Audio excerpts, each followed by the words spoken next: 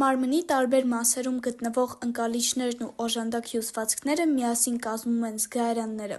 որոնք ապահովում են մարդու 5 հիմնական զգայությունները՝ տեսողություն, լսողություն, շոշափելիք, հոտառություն և համ։ Զգայությունները ձևավորվում են վերլուծիչների աշխատանքի շնորհիվ։ Վերլուծիչը համակարգ է, որը ապահովում է արտաքին և ներքին ազդակների ընկալումը,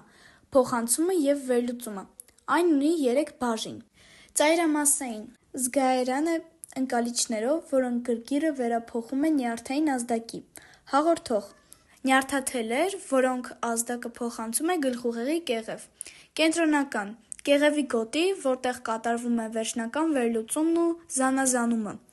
Ընկալիչները լինում են մեխանաընկալիչներ, ջերմընկալիչներ, քիմընկալիչներ, լուսընկալիչներ, ձայնընկալիչներ և ցավընկալիչներ։ Զգայությունները կարելի է զարգացնել մարզումով։ Եթե որևէ զգայարան չի գործում, մյուսները որոշ չափով փոխհատուցում են նրա գործառությունը,